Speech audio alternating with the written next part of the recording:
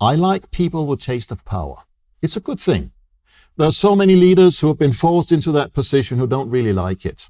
And particularly, we are looking at a next generation who stay a bit away from the idea of taking the lead. It's such a troublesome kind of position you're in. How can I possibly do something there? And people begin to dislike me and so on. This kind of things where you get into that. Once you've taken some critical decisions, you get enemies and people who don't like you. That's a circumstance there. So the point here is taste of power is a good thing. This is Peter Hanke speaking. He's a conductor of classical music and an associate fellow at Oxford University Sayed Business School. Today, we're talking about what business leaders can learn from the musical world and how your personal leadership style can be heard as a sound. Now, besides being a conductor himself, Peter's the author of the book Performance and Leadership and does workshops where he gets business leaders to conduct a choir.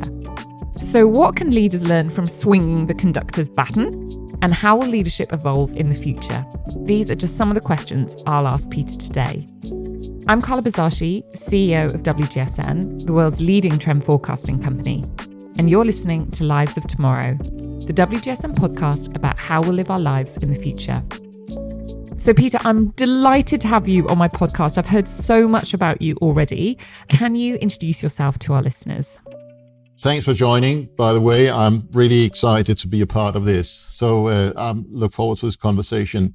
I'm a classical trained conductor of classical music, all you can imagine about concert halls, churches, every theaters, all these kind of things. In the first 15 years of my career, I was pretty conventional. But when I turned around 40, I took things up to revision a bit and got a bit tired of the industry, to be completely honest. So I got the luck to get in contact with philosophers at the Copenhagen Business School. And ever since the last 20 years, I've been exploring my own praxis as a conductor, as a music maker from the inside with all kinds of new lenses on top of it. It has changed my profoundly ways of making music, inviting audiences, training new conductors, which I do a lot too. And why you invited me, inspiring leaders from other businesses than music. So the story that came back from the friend at work who participated in one of these sessions, in a nutshell, you essentially get business leaders to get on stage and conduct. And they learn through that. And when Ben told me about this, it reminded me of a conversation I'd had with Alan Rusbridger many, many years ago. So he was editor-in-chief of The Guardian, kind of real idol of mine. I was a journalist and editor before I moved into the world of trend forecasting. And he said to me that he felt his job as an editor-in-chief was to be a conductor. And it always stayed with me. And when I think about my role and what I'm there to do, this concept of being a conductor has really resonated with me. But it's the concept, whereas you're actually getting people to conduct. So what is it they learn through that experience that they can then take off into their CEO world or whatever that may be that their sort of day-to-day job is? First of all, I hear many comparisons and using the conductor as a metaphor for the leader and the organization as the orchestra or the ensemble in front and so forth. And it constantly sticks as metaphor. So I've specialized in crossing the line. So you actually go into it.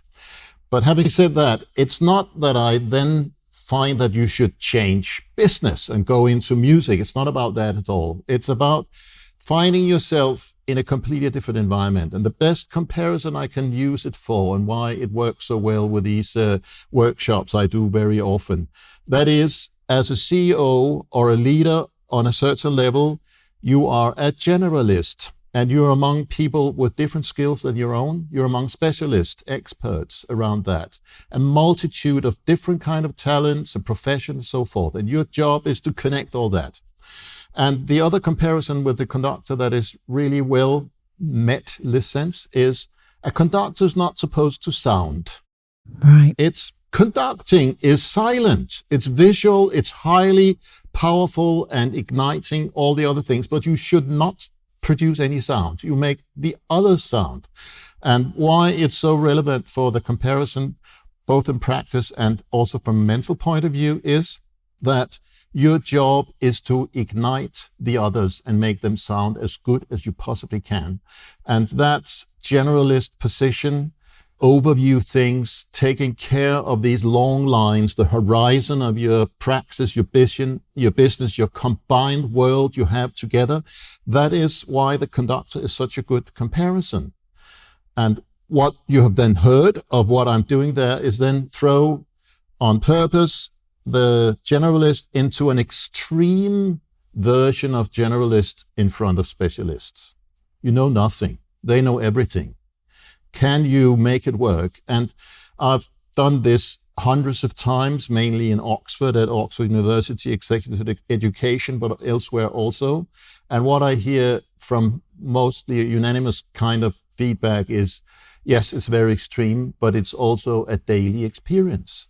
I know little, I can't admit it, but here in this room we can we can at least, it's so weird, so I can admit that I know nothing, and then I can train my own generalist aspects instead in a safe space instead that in the workplace.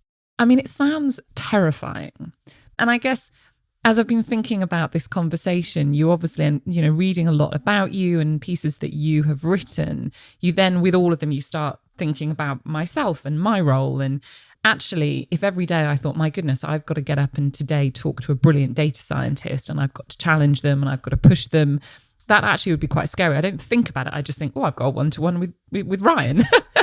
But he knows so much more than I do about that particular field. And yet it is my job to try and get the best out of that individual. And, there's multiple different examples of that. Actually, I'm going to ask you the question, but it was another piece I read, someone who had gone through one of these experiences with you. It was a woman, and the way she wrote about it, it was sort of semi-religious. She said she walked into one of these sessions, and actually I think it did take place in a sort of chapel environment, but she walked out a totally different person. So there's sort of a whole nother level to this beyond just giving people the skills that they need or enhancing the skills they need as a business leader. Can you talk about that sort of side of it as well? This very important part of this, I mean, that is the combination of the music and happens often in a downtown Oxford chapel, the most wonderful aesthetic setting with these historical symbols and artifacts you have around you. You have a professional, first-class vocal ensemble of 8 singers who can produce the most wonderful magic. And you're standing there with your hands, and it sounds so beautiful that you don't know how to defend yourself. So what happens is the spiritual aspect you're mentioning here is that you get totally seduced if you just accept the role of standing there. You get seduced by the magic of the music and the enchanted space.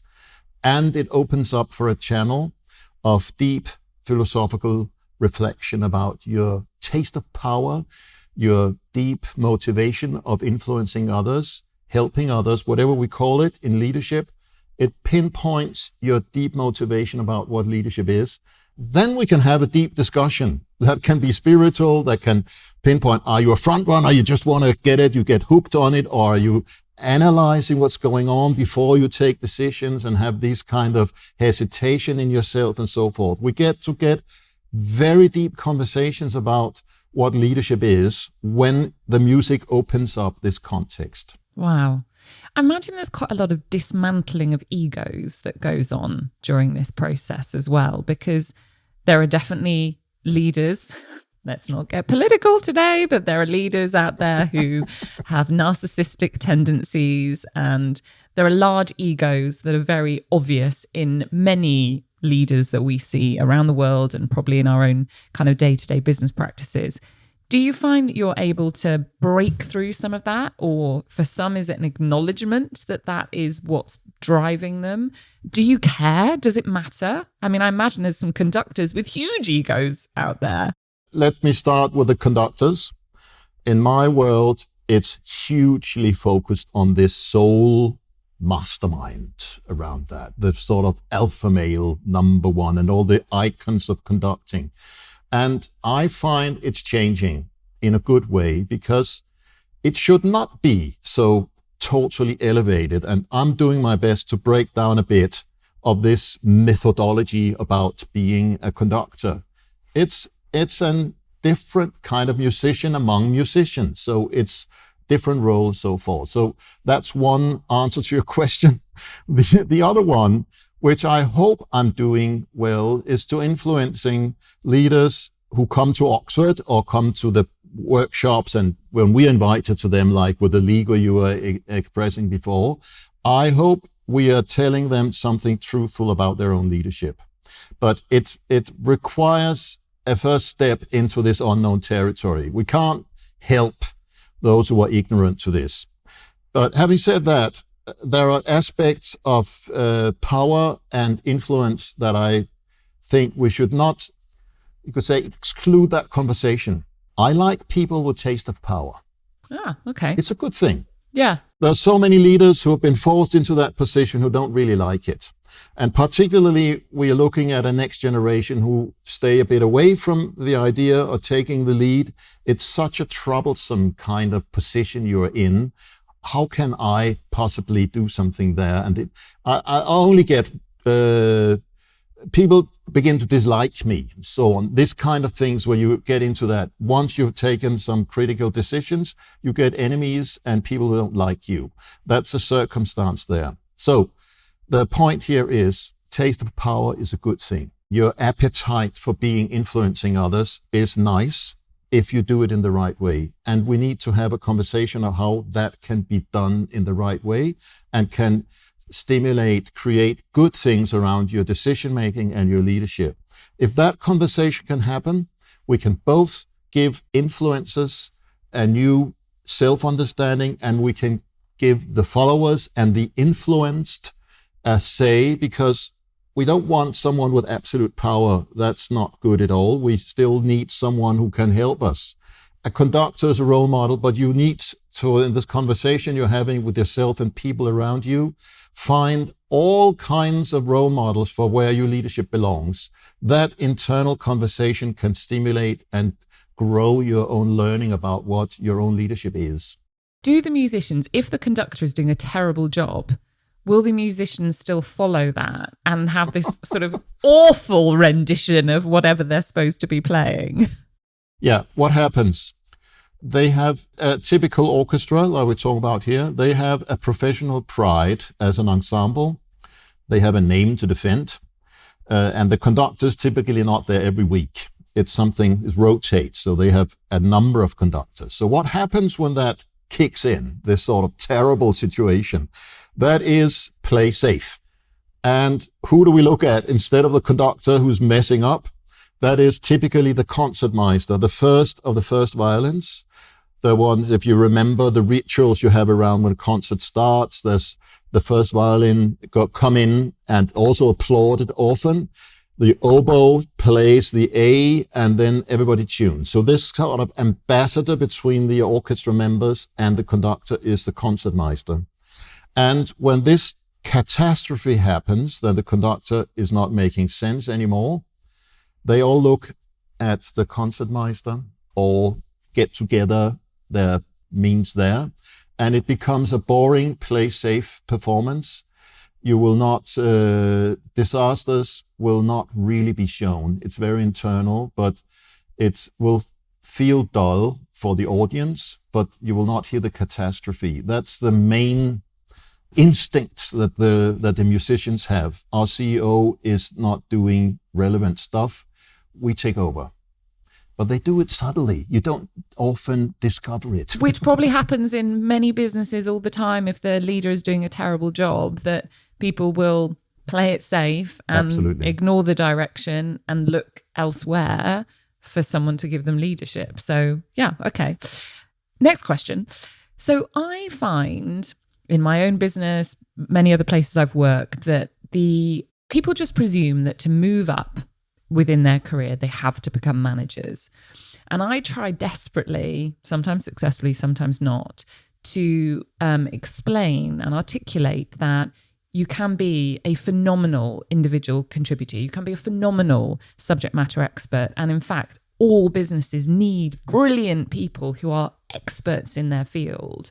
who are spending their time being that expert rather than necessarily managing teams. So what can I learn from the world of music that I can explain to people that there is a phenomenal, brilliant career ahead of them, and it doesn't have to be, you don't have to be the conductor?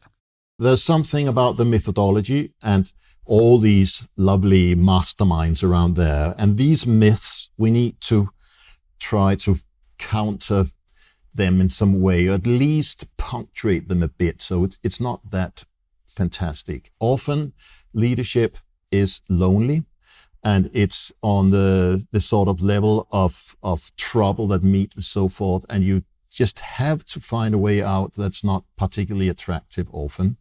You must know this also in your position, that there are all of these kind of choices. Are you, and I return to my taste of power, are you ready for that in that sense? That's a basic question first.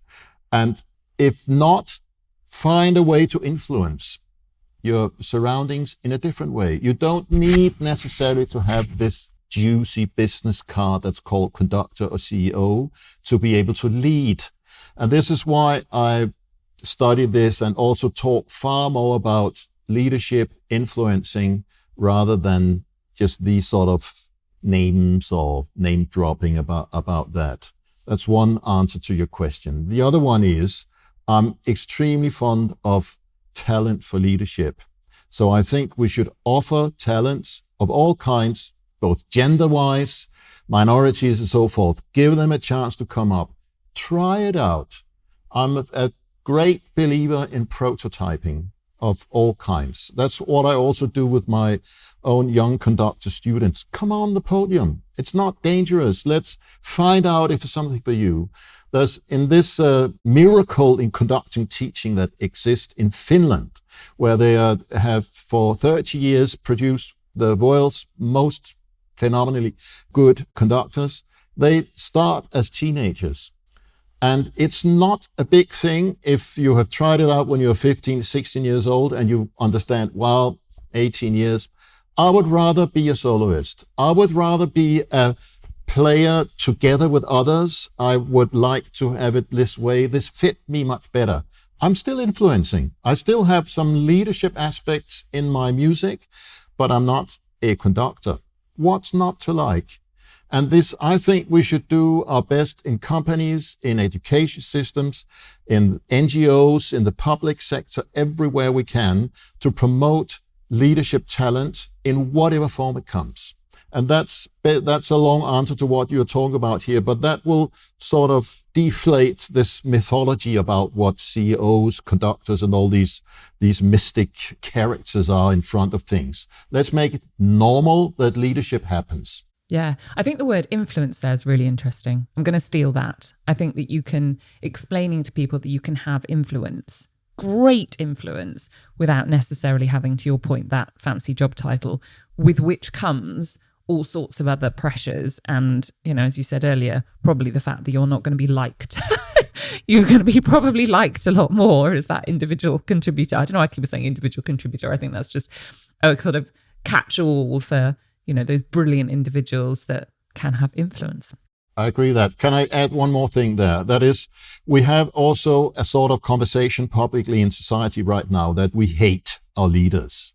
And that's a very troublesome situation. I would really dream of a situation where we could create a culture where we actually begin to liking those who are taking that responsibility.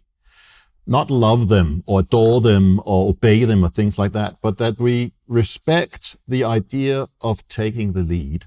When I'm asked about in Oxford about how do you define leadership when we have this is a conductor and we are other roles, two things. Do you have power over others? Then you're a leader. Do you have followers? The two extremely simple definitions I try to put. Followers doesn't mean that you have people who obey you. That means you have people who want to be with you when you change jobs, get promoted in your own company. Do you have a position for me? These kind of moves you have around. If you have followers, people who really like to work with you, then you also have the leadership instincts in place. And I think when we are talking about these influencers that is coming up, like internet-based influencing, many of them are not aware of what power they have over other people. We need to cultivate them far more than we do now. Different agenda, but that's just important too, isn't it? Yeah. Okay. Right. We're going to pause on the topic in hand to try and get to know you a little better. So I've got 5 quick-fire questions. Don't think too much about your answer, just the first thing that comes into your head. What's the biggest failure you've ever had in your career? Good question. A choice of applying for a job that I didn't fit for. And I had it was again this kind of methodology. I need to go to the top of the organization. I'm not mentioning which one it is. It will be too embarrassing. But I tried very hard to get that job. And it was not related to music making. It was a little before that, but in the cultural sector in Denmark where I live, and failed miserably. But it was also a learning experience. What is your reoccurring bad dream? That's not being able to live up to the circumstances I'm in, where I can't reach my goal. I get hurdles around me. I can't catch the plane or a car, often even naked or something, all the embarrassing things. That's recurring regularly. Okay, what's your morning routine? What's the first thing you do every morning to set you up for the day? Cook my porridge and boil a pot of tea. And finally, what's your biggest concern about getting older? Apart from losing my hair, it's also losing sensing ability. My music requires, of course, listening ability, but also this sort of sensing the sensation, the aesthetic part of sensing the world. That's my strongest fear. My mother passed away last year. She had suffered from dementia the last 10 years of her life, so that's quite a fear because it's family related. So that's also something I fear. Okay. Right, we're going to go more positive now. Now, normally in this podcast, we are looking to the future. So let's do that now. You're using music to teach leaders how to lead better. From your perspective, what do you think is going to be required of a good leader in the future? So 10, maybe even 20 years from now, what are the new skills that someone's going to need? Lovely question again. It's understanding the next generation really, really well. There are some new moves, new motivations I have both kids and grandchildren now, so I can see what's coming. There's a generation that has been suffering from loneliness and lack of meaning through the pandemic and things like that. These kind of moves. Quite convinced that leaders in the future need to look at how do you understand this multitude of different needs and different life expectancy, and that's this kind of what's the meaning of my life. Need to understand that really well, regardless of sector. It's not about if it's public sector or business or NGOs or voluntary organizations, so forth. It will come across all of it. And what we talked about a little earlier, how to grow leaders. There's not the same appetite of taking charge that it had before. So we need to, in a grown-up generation now, us as decision makers, we need to find ways to stimulate that big time. Also, when the artificial intelligence takes over dull jobs, is there a place for me, again, what am I supposed to do? Yes, become an influencer, a leader in a really well reflected, structured way. That's what leaders will be looking at a lot. I have another philosophical beacon, if you like, Hannah Arendt. Hannah Arendt was a German-born Jew. She fled from Nazi regime in the middle of the 20th century and moved to the United States. She's mostly known for describing the banality of evil and this kind of after the Second World War. But there's one book that is really magnificently relevant for your question here. That's The Human Condition. She wrote it in English when she migrated to the US after living in Germany. And here you have the 3 dimensions of human activity that can answer that question. She divides it in labor, work, and action. Labor is what you get paid for. Work is what you are proud of as a professional. And action is what satisfies you deeply in your life activities. She wrote this in the 1950s, and it's relevant beyond belief today, where we need to find out that. And it answers some of the deeper questions about motivation as a modern contemporary workforce. We often merge the two first, labor and work, but you need to understand work in the German sense, Werk, which is the sort of same etymology as work, but the word Werk is also a creation, an oeuvre, something that you are creating as an individual. And this idea of merging that with your professional deed, your education, your dreams of this sort of pride you have around what you do as a professional is very much linked to that. So we as future leaders, we need to find out far more where we can allow people to excel, be proud about what they're really good at. How do you think we will need to then motivate people? Is the answer to that in what you've already said, that it is distinguishing between the labor that we require someone to do and the paycheck that we will give them, and creating a place where they can work? Is that the distinction there? And if we can move, if we can showcase what work is versus what labor is, that motivation will come within that? Or does some of that need to come from the individual as well? Again, I'm just being very selfish. I'm thinking, right, how am I going to get that younger generation working hard so that we grow our company, but they, I want them to get satisfaction out of that, but I also want them to work really hard so that the company grows. It's a good place to start to understand Hannah Arendt's division of things, but put action into it also. She was also a sort of pre-1970s political movement, citizens' rights and all this kind of thing that was particularly in the US at that time. But today we have the climate change movement, we have environmentalists, we have all kinds of movements that are politically colored and so forth. If we can find a way to channel that into the organizations as well, if we could put that in so it also becomes satisfying to change the world through my work, through my what I get paid for, I also contribute to something of value in the world that is satisfying on a grand scale. That's also possible to find these sort of steps in my opinion, from Arendt's philosophy. Yeah, it's really interesting. I think I need to download it. And yeah. I have a long flight coming up this weekend, tomorrow, in fact. So maybe that's going to be what's on my Kindle. It's really a good book, but you also need to, it's philosophy, so it's not, you don't get answers in a box. That's the irritating thing about philosophy. You need to think and read it again and so forth. So it's not just one flight.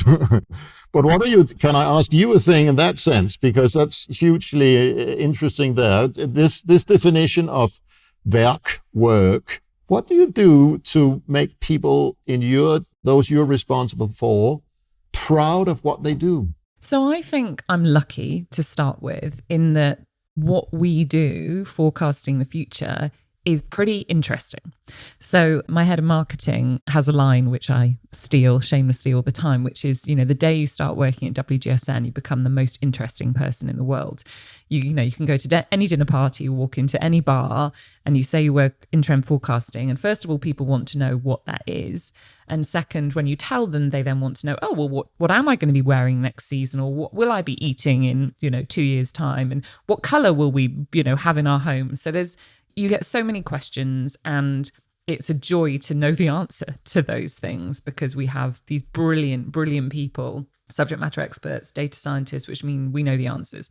So I naturally attract into the company people who are curious and interesting and want to know more about the world and want to work somewhere where you have influence, because, we have big global brands, but also, really small, quirky, interesting ones that rely on us to give them that insight so that they're successful. So you automatically have a, large sphere of influence. And I can go into anybody's home and I know that the paint color on their walls, the things in their wardrobe, the things in their kitchen cupboard, the things in their bathroom cabinet, we at WGSN have predicted that 99% of the time.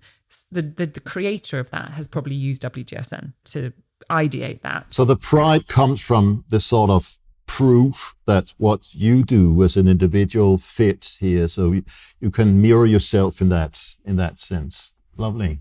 Yeah. Okay, final question. From your perspective, looking forward, are you more anxious or hopeful about the future? I think the drama that is around us now, which is terrible, of course, there's a bit of too much self-focus from us living right now in the very speedy changing world and so forth. Also in historical perspectives, we live in the most secure times ever existed. We are richer, healthier, more opportunities. Poverty in the world is not eradicated, but it's certainly improving. We live on a global scale. We have technology beyond belief. That's understand the values we have around us. Right now, that Europe is coming up and finally taking charge, that's the fantastic thing, isn't it? So I really like this idea of don't be so dramatic. Hopeful is the right answer. Amazing. Peter, thank you so much. This has been amazing. I could talk to you for hours and hours and hours. It's been really good. I've learned a lot. That's always a really phenomenal thing, to get to end one of these conversations and feel that there's lots that I can take away. Most welcome. Been a pleasure. Thank you so much, Peter. As a reminder, Peter's a conductor of classical music and an associate fellow at Oxford University Sayed Business School. You can read more about Peter and the workshop he does at peterhanke.com. Please check out our other podcast, Create Tomorrow, with my amazing colleague, Cassandra Napoli. But for me, it's thank you, and I will return with a brand new episode of Lives of Tomorrow in 14 days' time. My name's Carla Buzasi. I'm the CEO of WGSN, and I'll see you next time.